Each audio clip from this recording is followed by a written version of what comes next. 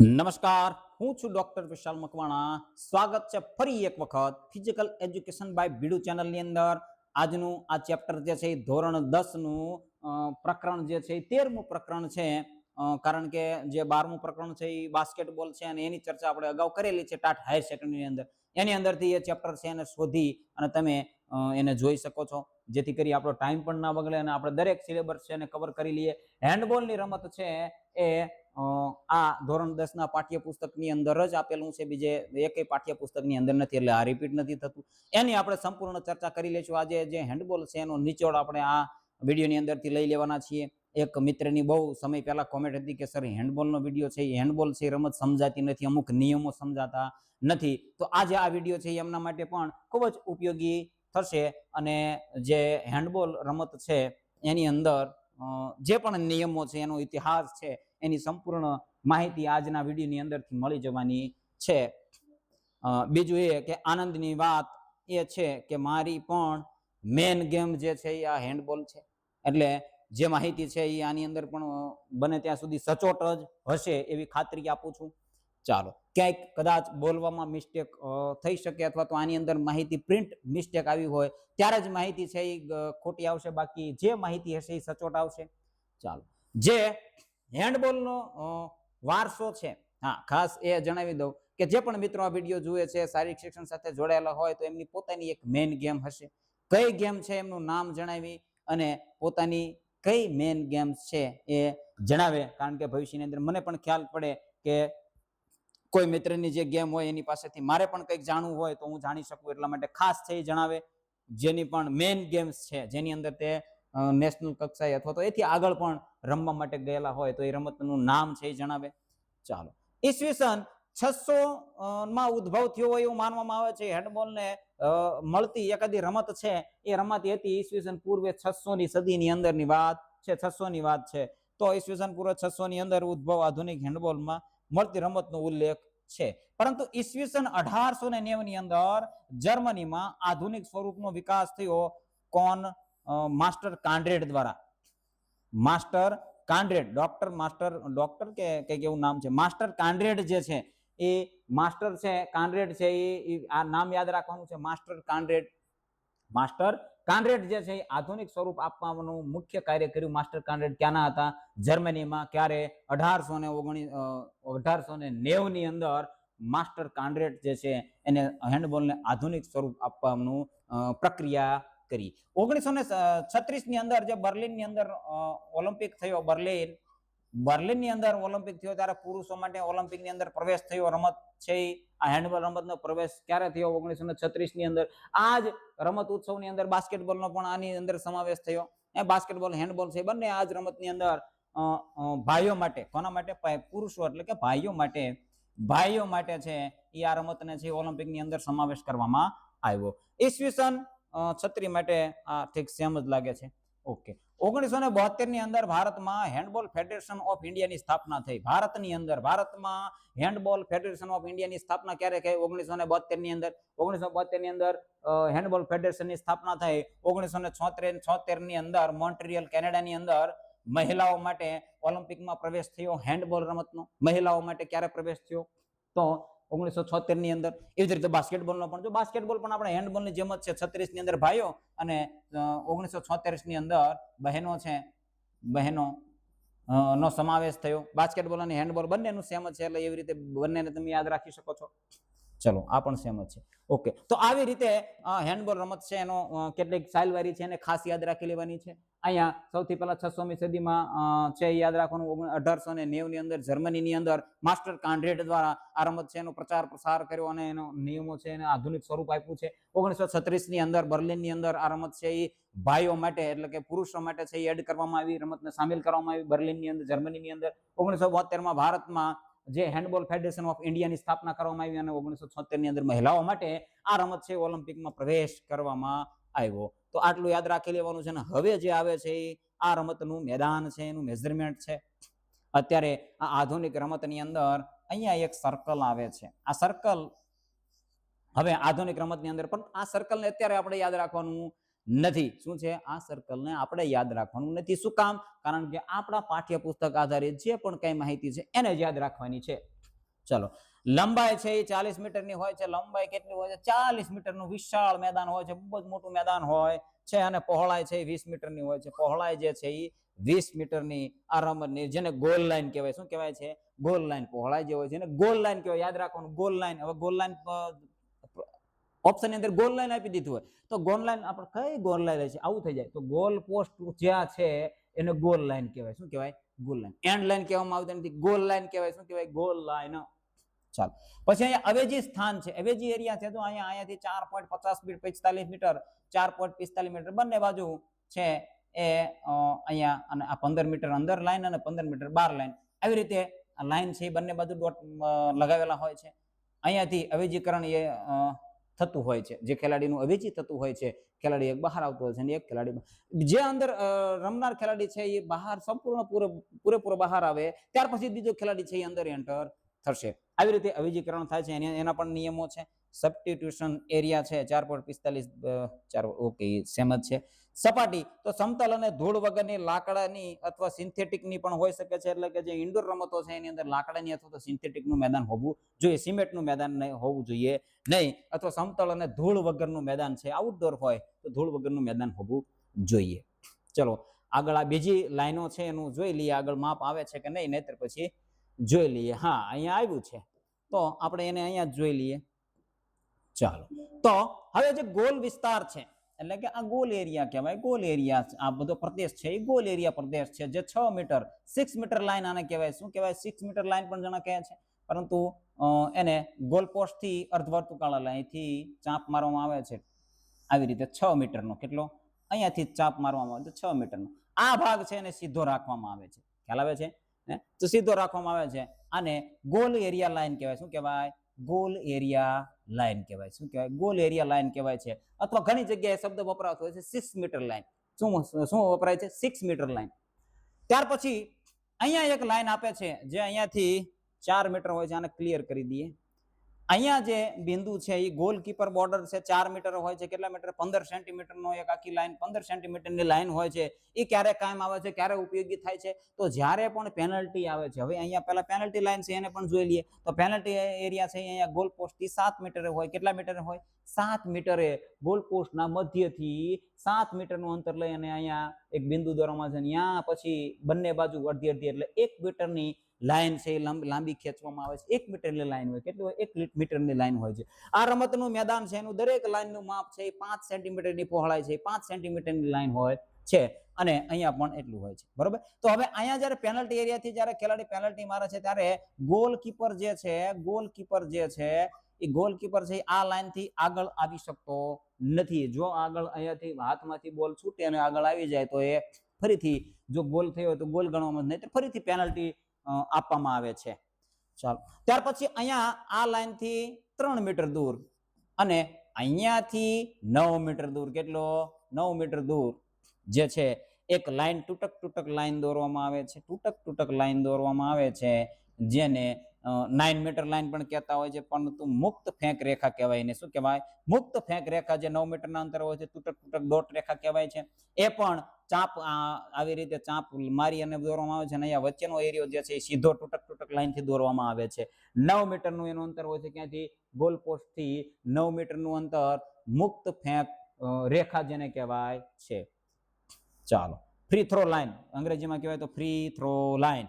ચાલો, હવે અહીંયા ગોલ પોસ્ટ આપેલું છે તો 3 મીટરની એની લંબાઈ હોય છે અને ઊંચાઈ 2 મીટરની હોય છે. કેટલી હોય છે? 3 મીટરની લંબાઈ હોય છે અને 2 મીટરની ઊંચાઈ હોય છે.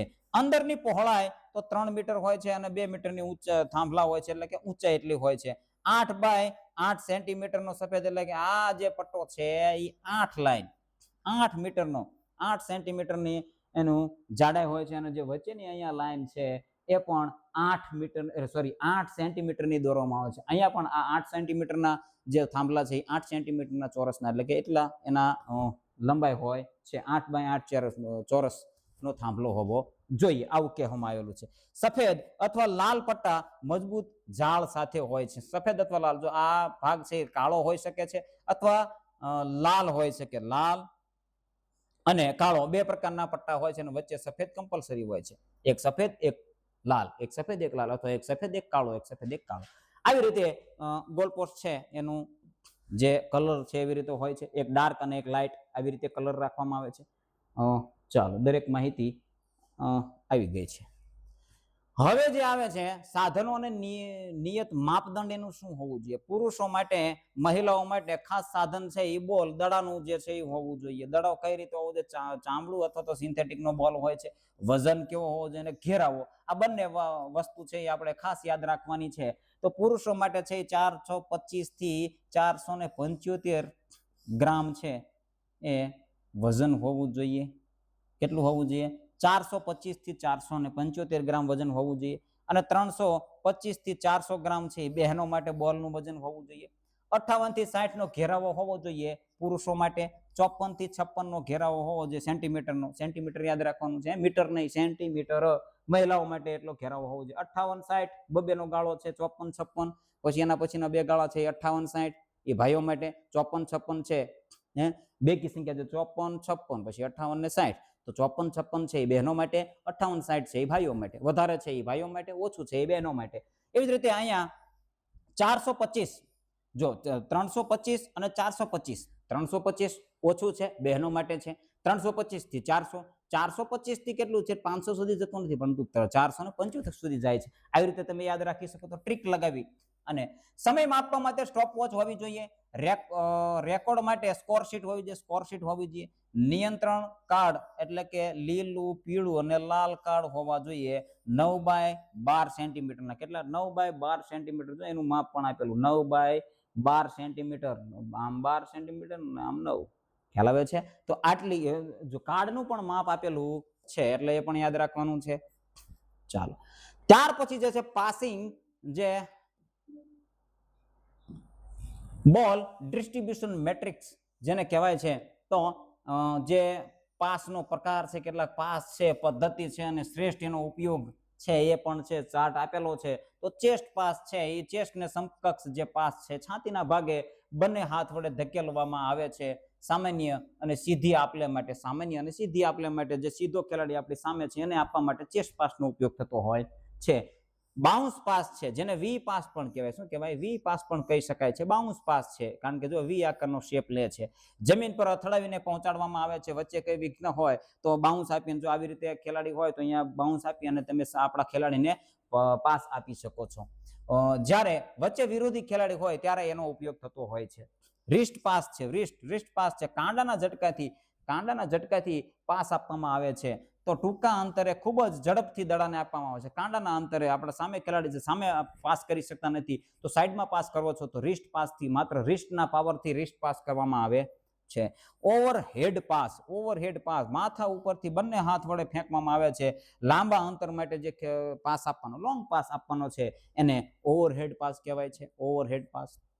ચાલો, ત્યાર પછી બોલ કંટ્રોલ કઈ રીતે કરવાનો છે ભાઈ? બોલ કંટ્રોલ કઈ રીતે કરવાનો છે? કેચિંગ સાયકલ શું છે? તો અનુમાન લગાવવાનું છે ભાઈ, કઈ દિશામાં અને કેટલી ઝડપે આવે છે તેના અંદાજ લગાવવાનો છે. બોલનો અંદાજ લગાવવાનો છે, પકડવાનો છે. કેચિંગ પણ ખૂબ જ અગત્યનું છે. બંને હાથના કાંડા નજીક અને આંગળીઓ ખુલી દડાને મજબૂત રાખી અને કેચિંગ કરવાનું છે. સુરક્ષા, પ્રોટેક્ટ શું કરવાનું છે? તો પકડ્યા પછી તરત જ દડાને છાતી પાસે લાવી દો અને જેથી દડો છે વિરોધી છીનવી ન શકે. બોલ કેચિંગ કર્યો છે એટલે છાતી પાસે લાવી લેવાનો છે એટલે વિરોધી બોલ છે એને પકડી શકે નહીં, ટેપ કરી શકે નહીં. તો આ કેચિંગની જે પણ ક્રિયા છે એના માટેનું મહત્વનું છે. ચાલો, હવે આવે છે થ્રોઈંગ પ્રોટોકોલ. જે થ્રોઈંગ કરવાનું છે એનો પ્રોટોકોલ શું છે? થ્રોઈંગ પ્રોટોકોલ ક્યારે અને ક્યાંથી થ્રોઈંગ કરવાનું છે? તો થ્રો ઓફ, આ એક નિયમ છે. થ્રો ઓફ, પછી મુક્ત ફેંક છે અને થ્રો ઇન છે. આ ખાસ છે એ નિયમો સમજવાના છે. અને પેનલ્ટી થ્રો છે. આટલા પ્રકારના થ્રો જે રમતની અંદર આવે છે, શૂટિંગ છે અને આપણે આગળ જોવાના છે એ થ્રોની અંદર આવશે. એ થ્રો એક પ્રકારનો થ્રો જ છે, શૂટિંગ થ્રો. પરંતુ આ જે થ્રો છે, penalty throw, throw in, throw of અને મુક્ત ફેંક છે એ ઊભા થ્રો કરવાનો છે. કઈ રીતે? ઊભા કરવાનો છે. તો જો થ્રો ઓફ થી રમતની, હેન્ડબોલ રમતની શરૂઆત ક્યાંથી થાય? થ્રો ઓફ અહીંયાથી જ્યારે રમતની શરૂઆત થાય છે તો આ લાઈનને ટચ કરી, આપણા જે આ જૂના નિયમ પ્રમાણે આ લાઈનને ટચ કરી અને બોલ છે આપણા ખેલાડીઓને પાસ કરવામાં આવે છે. વચ્ચે 3 મીટરનું અંતર હોવું જોઈએ, બીજા વિરોધી ખેલાડી 3 મીટર દૂર હોવા જોઈએ અને ત્યારથી રમત શરૂ થાય છે. જે આ રમત અહીંયાથી શરૂ થાય છે એને થ્રો ઓફ કહેવાય. શું કહેવાય? Throw of. જ્યારે ટોસ ઉલાળવામાં આવે છે, ત્યારે જે ટીમ ટોસ વિન થાય છે એ અથવા તો ગ્રાઉન્ડ પસંદ કરે છે ને અથવા તો થ્રો ઓફ ની પસંદગી કરે છે. એની પસંદગી કરે છે થ્રો ઓફ ની. યાદ રાખવાનું છે ખાસ. ત્યાર પછી મુક્ત ફેંક જે છે, ફ્રી થ્રો.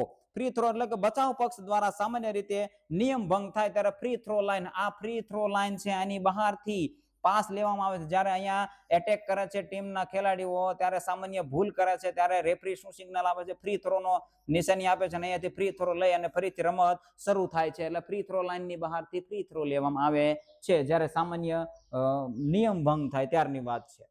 ચાલો, પછી થ્રો ઇન છે. જ્યારે સાઈડ લાઈન થી એટલે કે બોલ બહાર જાય છે સાઈડ લાઈન થી, ત્યારે એક પગ આ લાઈન ઉપર, જે જગ્યાએથી બોલ બહાર ગયો છે તે બાજુથી એક પગ રાખી અને બોલ છે થ્રો ઇન. ઇન એટલે અંદર લાવવું. થ્રો ઇન, ઇન એટલે અંદર લાવવું. યાદ રાખવું. ઇન એટલે અંદર આવે છે ને આવો શબ્દ, ઇન ઉપરથી યાદ રાખવાનું અંદર. એટલે થ્રો ઇન જેનો બહાર જાય ત્યારે સાઈડ લાઈન પર રાખવો અને ફરજિયાત 3 મીટર અંતર હોવું જોઈએ. એટલે વિરોધી ખેલાડી દરેક જગ્યાએ થ્રો લેતી વખતે સામેના વિપક્ષી ખેલાડી છે 3 મીટર દૂર હોવા જોઈએ. દરેક નિયમ આપણા પાઠ્યપુસ્તકની અંદર આપેલો છે, યાદ રાખવાનું. બરોબર? એટલે એક પગ ઊંચો કરી અને બોલ આપણા ખેલાડીને પાસ કરવાનો છે. Penalty throw. હવે જ્યારે ગંભીર ભૂલ કરે છે, જ્યારે રેફરીને એવું લાગે છે એટેક કરતા હોય ત્યારે કે ગોલ થવો એમ જ હતો અને જે ડિફેન્ડર ખેલાડી છે એની ભૂલ છે, તો ત્યારે રેફરી શું આપે છે? પેનલ્ટી થ્રો આપે છે. તો જ્યારે બચાવ પક્ષના નિયમ વિરુદ્ધ ગોલ થતો અટકાવે ત્યારે, ગોલ ગંભીર ભૂલ કરે છે, નિયમ ભંગ કરે છે અને રેફરીને એમ લાગે છે કે જો એને નિયમ ભંગ ના કર્યો તો ગોલ થવાની પૂરેપૂરી શક્યતા હતી, ત્યારે પેનલ્ટી થ્રો આપે છે. અહીંયા 7 મીટર એટલે કે અહીંયાથી 7 મીટરના અંતરે ઊભા રહી અને રેફરીની વિસલ વાગતા અહીંયા પેનલ્ટી શૂટ આઉટ કરે છે. જ્યારે પેનલ્ટી શૂટ આઉટ કરે છે ત્યારે ગોલકીપર છે આ લાઈનથી આગળ આવી શકતો નથી. આ લાઈન સુધી આગળ આવી શકે છે પરંતુ એ લાઈનથી આગળ જઈ શકતો નથી જ્યાં સુધી જે પેનલ્ટી લેનાર ખેલાડી છે એના હાથમાંથી બોલ છે એ છૂટે નહીં ત્યાં સુધી. હાથમાંથી બોલ છૂટે પછી આગળ આવી શકે છે. ચાલો, તો આવી રીતે આ દરેક થ્રો છે એને યાદ રાખવાના છે. થ્રો ઓફ, થ્રો ઇન અને ફ્રી થ્રો, મુક્ત ફેંક, એટલે ફ્રી થ્રો એટલે પેનલ્ટી થ્રો. આટલા થ્રો છે એને યાદ રાખવાના છે. હવે જે આવે છે એ શૂટિંગ. મેન જે કૌશલ્ય છે એ શૂટિંગનું કૌશલ્ય છે, એને ખાસ યાદ રાખવાનું છે. Long jump shoot, high jump shoot અને ફોલ શૂટ. શું કહેવાય? ફોલ શૂટ અથવા તો ફાલ શૂટ. ક્યાંક ફાલ શૂટ લખેલું આવે છે, ક્યાંક ફોલ શૂટ આવે છે. ચાલો, આ 3 શૂટિંગ છે એ ખૂબ જ ઉપયોગમાં આવતા હોય છે.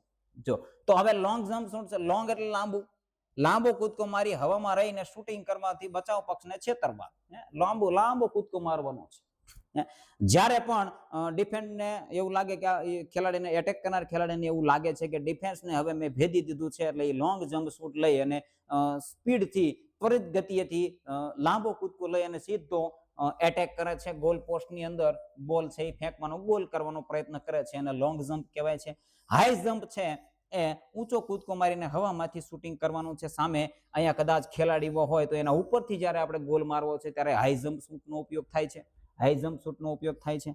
ફાલ શૂટ શું છે? તો સંતુલન ગુમાવતા કે જાણી જોઈને આગળ ઝૂકીને જમીન પર પડતા શૂટ કરવું. પિવોટ પ્લેયર જે હોય છે એ 6 મીટરની લાઈન ઉપર હોય છે. હવે એવી સિચ્યુએશન બને છે કે જ્યારે એવું નથી પિવોટ પ્લેયર જ ઉપયોગ કરે, દરેક ખેલાડી અહીંયાથી ફ્રી થઈ અને પાછળથી જતો હોય તો 6 મીટર એટલે કે લાઈન, કઈ લાઈન છે? અહીંયા મેદાન છે, આવી રીતે આ એક હાફ ટાઈમ આપણે દોરી લઈએ, એક ગોલ પોસ્ટ છે, તો એવી રીતે અહીંયાથી આ એક લાઈન આપણે દોરી છે, અહીંયાથી બીજી લાઈન દોરી છે.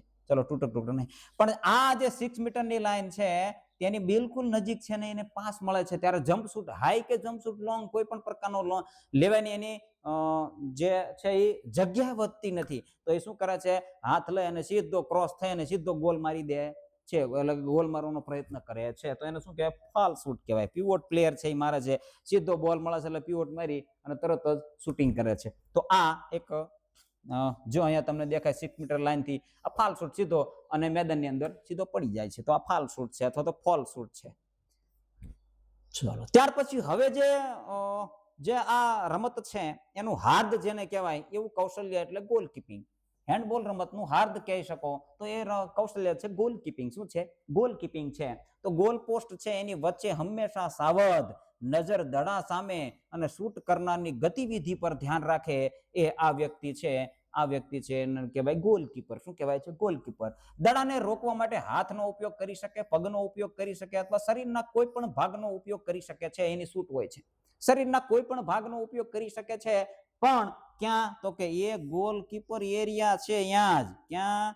ગોલકીપર એરિયા છે એટલે કે ગોલ એરિયા છે આ લાઈનની વચ્ચે જ. આ લાઈનની વચ્ચે જ દરેક આ બાબત છે નિયમો લાગુ પડે છે. ખાસ યાદ રાખવાનું, આ લાઈન છે એની અંદર જ આ ગોલકીપર છે એની નિયમો લાગુ પડે. આની બહાર જાય એટલે ખેલાડીના દરેક નિયમો છે એને લાગુ પડી જશે. દડો રોક્યા પછી તરત જ પોતાની ટીમને પાસ આપી રમત આક્રમણ આગળ ધપાવવાનું હોય છે. જ્યારે દડો ગોલ પોસ્ટમાં રોકે છે, બચાવે છે ગોલ થતો, ત્યારે એના પાસે બોલ આવે છે એટલે પોતાના ખેલાડીઓને પાસ આપી અને રમત છે એને ઝડપી આગળ વધારે છે. એટલે કે પાસ આપે છે. સામે એટેકમાં ખેલાડીઓ દોડે છે ત્યાં સુધી પાસ પહોંચાડે છે, લોંગ પાસ કરે છે. તો આવી રીતે રમત છે એને ઝડપી બનાવે છે. ચાલો, યુદ્ધની યોજના. હા, યુદ્ધની યોજના એટલે કે એટેકની આક્રમણ અને બચાવ કૌશલ્ય આની અંદર છે, તો એને આપણે સમજવાના છે. વ્યક્તિગત બચાવ હોય છે અને ટુકડીગત બચાવ હોય છે. બે પ્રકારના બચાવ હોય છે. કઈ રીતે? વ્યક્તિગત બચાવ હોય છે, એક રક્ષક સામેના એક આક્રમણ ખેલાડી રોકે છે, જેને વ્યક્તિગત કહેવાય. એક ખેલાડી એટેક કરે છે, એની સામે જ એક ખેલાડી ડિફેન્સ કરવા માટે ઊભો છે, તો એ વ્યક્તિગત બચાવ છે. અને ટુકડીગત એટલે આખી ટીમ સાથે મળીને ગોલ વિસ્તારની આસપાસ વ્યૂહરચના બનાવે છે. ફરતા ફરતા હોય છે, એક ખેલાડી આવે છે એટલે બે ત્રણ જણા એની પાસે જાય છે, બીજે બોલ જાય છે એટલે અહીંયા બે ત્રણ જણા થઈ જાય છે. તો આ શું થાય છે? ટુકડીગત ટીમ ઝોન એટલે કે ટીમ ટુકડીગત વિસ્તાર બચાવ, ડિફેન્સ, ટુકડીગત ડિફેન્સ એને કહેવાય છે. આક્રમણ હવે શું આવે છે? ઓફેન્સ. આક્રમણ છે તો ફાસ્ટ બ્રેક છે. ફાસ્ટ બ્રેક સામેની ટીમને ગોઠવાય તે પહેલા જ ઝડપથી દોડીને ગોલ કરવાનો. સામેની ટીમ જો આપણો જે ટીમનો ગોલકીપર છે એ બોલ રોકે છે અને જે એટેકર ટીમ છે એ આપણા મેદાનની અંદર છે ને પરત પહોંચે એ પહેલા છે એ ગોલકીપર છે એ બોલ છે એ એટેક આપણો ખેલાડી તરત જ દોડશે આગળ ગોલ કરવા માટે આગળ અને ગોલકીપર છે એ પાસ કરશે. ફાસ્ટ બ્રેક કહેવાય ને. શું કહેવાય? ફાસ્ટ બ્રેક કહેવાય. Two man pass and shooting. બે ખેલાડીઓ પરસ્પર પાસિંગ કરતા આગળ વધે છે. ઘડીક એને પાસ બોલ આપે છે, ઘડીક એ બોલ લે છે, ઘડીક નિયમ ભંગ કર્યા વગર આગળ વધતા જાય છે અને પછી ગોલ અંદર શૂટિંગ કરે છે, તો એને ટુ મેન પાસ કહેવાય. આવી રીતે થ્રી મેન પાસ પણ આવે છે. આપણા જે પાઠ્યપુસ્તકની અંદર છે એટલું આપણે અહીંયા એડ કરેલું છે. મેચનું માળખું અને સંચાલન કઈ રીતે થાય છે? તો ટાઈમ 30, 10, 30. કેટલો ટાઈમ હોય છે? 30, 10, 30. 10 છે એ બ્રેક છે. શું છે? બ્રેક. 10 મિનિટનો બ્રેક છે. 30, 10, 30 મિનિટનો બે અર્ધ સમય વચ્ચે 10 મિનિટનો આરામ આપવામાં આવે છે. Roster breakdown. 12 ખેલાડીઓ કુલ હોય છે. કેટલા? 7. મેદાનની અંદર રમે છે સહિત ગોલકીપર સહિત. ગોલકીપર સહિત 7 ખેલાડીઓ હોય છે. એક ગોલકીપર હોય છે, 6 ખેલાડી એટેક અને ડિફેન્સ કરતા હોય છે. 5 અવેજી હોય છે. શું હોય છે? 5 અવેજી ખેલાડીઓ હોય છે. આ યાદ રાખવાનું છે. ઓફિશિયલ તો કે અધિકારીઓ. ઓફિશિયલ તો 2 મુખ્ય પંચ હોય છે, એક ગુણ લેખક હોય છે, એક સમય પંચ હોય છે. આવી રીતે કુલ 4 પંચ હોય છે. 4 પંચ આપણા પાઠ્યપુસ્તકની અંદર જે આપ્યું છે એને યાદ રાખવાનું છે. 4 પંચ હોય છે, 4 રેફરીઓ હોય છે. આ પ્રશ્ન છે રેફરીનો પ્રશ્ન છે એ ગઈ 2023ની એક્ઝામની અંદર પૂછાણો છે કે કેટલા અધિકારીઓ એટલે કે પંચ હોય છે. ચાલો, રમતના કાયદાઓ છે. હવે જે છે એ કાયદા આવે છે, રૂલ્સ આવે છે. કેટલાક રૂલ્સ છે એને ખાસ જોવાના છે. હેન્ડબોલના 3 નિયમો છે. તો ગતિ, દડા સાથે વધુમાં વધુ 3 ડગલા ચાલી શકશે. કોઈ પણ ખેલાડીના હાથમાં બોલ આવે છે એટલે કેટલા ડગલા ભરી શકે છે? 3. અને પોતે બોલ હાથમાં કેટલી સેકન્ડ સુધી રાખી શકે છે? 3. કેટલી સેકન્ડ? 3 સેકન્ડ સુધી બોલ રાખી શકે અને પછી તરત જ બોલ છે બીજા ખેલાડીને પાસ આપવાનો છે, અથવા તો ડ્રિબલિંગ શરૂ કરવાનું. શું કરવાનું છે? ડ્રિબલિંગ શરૂ કરવાનું છે. 3 સ્ટેપ લઈ શકશે, 3 થી વધારે સ્ટેપ લઈ શકશે નહીં. જો આ 3 બધું છે. સમય વધુમાં વધુ 3 સેકન્ડ સુધી રાખી શકાય છે. અંતર મુક્ત ફેંક કે થ્રો ઇન વખતે વિરોધી 3 મીટર નું અંતર જાળવવાનું છે. જો 3, 3 ને 3 દરેક જગ્યાએ 3 આવે છે. મુક્ત ફેંક હોય, મેં હમણાં કીધું, જે પણ પ્રકાર કોઈ પણ થ્રો લેવાનો હોય છે. ફ્રી થ્રો છે, થ્રો ઓફ છે, થ્રો ઇન છે, પેનલ્ટી થ્રો છે, એનાથી તો દૂર હોય જ છે. તો વિરોધી ટીમ છે એ વિરોધી ટીમના ખેલાડી છે 3 મીટર દૂર રહે છે. 3 સેકન્ડ સુધી બોલ છે એ હાથમાં પકડી શકો છો. બોલ લઈને તમે 3 સ્ટેપ છે એ દૂર જઈ શકો છો. એટલે 3 શબ્દ યાદ રાખવાનો છે. ગોલનો નિયમ શું છે? તો દડો ગોલ રેખાની નીચેથી સંપૂર્ણ પસાર થાય ત્યારે જ ગોલ ગણાય છે. એટલે કે ગોલ રેખા જે નીચે આપેલી છે, ગોલ પોસ્ટ હોય છે, આવી રીતે અહીંયા ગોલ પોસ્ટ છે, તો ગોલ પોસ્ટ આ લાઈન શું છે? ગોલ રેખા છે, એનાથી પસાર થઈ અને આ ગોલ પોસ્ટની અંદર જાય છે ત્યારે એને ગોલ ગણવામાં આવે છે. પ્રતિબંધ શું છે? તો દડાને ઘૂંટણથી નીચેના ભાગે સ્પર્શ કરી શકાતો નથી. કોઈ પણ ખેલાડી દડાને ઘૂંટણથી નીચેના ભાગે સ્પર્શ કરવામાં આવતો નથી, નહીતર એને શું કહેવાય? ફૂટબોલ કહેવાય, ફૂટ કહેવાય, ફૂટ. ચલો, એને ફાઉલ ગણવામાં આવે છે. ચાલો, તો મોટા ભાગના નિયમો જે આપણા પાઠ્યપુસ્તકની અંદર છે તેની ચર્ચા આપણે કરી લીધેલી છે. કોઈ પણ નિયમ છે એ કદાચ બાકી રહી જતો હોય આપણા પાઠ્યપુસ્તકની અંદર હોય અને બાકી રહી જતો હોય અથવા કઈ પણ પ્રકારનું કન્ફ્યુઝન હોય તો તમે કોમેન્ટની અંદર જણાવી શકો છો. ખ્યાલ આવે છે? ચાલો, તો આજના વિડીયોની અંદર બસ આટલું જ. બન્યા રહેજો આ ચેનલની અંદર. આવી દરેક રમતોની માહિતી તમને મળતી રહી છે. દરેક એક્ઝામની તૈયારી કરવામાં આવશે. હવે આજના આ વિડીયો પછી છે દરેક પ્રકરણ છે એ આપણા 9-10 ના પૂરા થઈ જાય છે. કઈ રીતે? જો કે દરેક પ્રકરણ છે એના આ સિરીઝની અંદર નહીં જોવા મળે, કારણ કે એની આપણે ચર્ચા છે એ આપણે હાઈ સેકન્ડરીની અંદર કરેલી છે. એટલે દરેક ચેપ્ટર છે એ આ ચેપ્ટરથી પૂરા થાય છે. હવે જે પણ વિડીયો આવશે એ MCQ ના આવશે. લાસ્ટમાં આપણે માસ્ટર ચાવી છે ને માસ્ટર કી છે એ પણ લાવવાના છીએ. મેન્સની ચાવી એ પણ લાવવાના છીએ. કઈ રીતે સમય છે, સંજોગો છે, એવી રીતે આપણે એનો પણ વિચાર કરવાના છીએ. તો બનાવી રહેજો આ ચેનલ સાથે. વિડીયો ગમે એટલે લાઈક કરી દેજો. ચેનલમાં નવા હોય તો સબસ્ક્રાઇબ જરૂર કરી દેજો. જે પણ ટાટ સેકન્ડરીની તૈયારી કરશે એના સુધી આ વિડીયો છે એ પહોંચાડી દેજો અને ચેનલ છે એ પણ પહોંચાડી દેજો. જય હિન્દ, જય ભારત. આજના વિડીયોની અંદર બસ આટલું છે.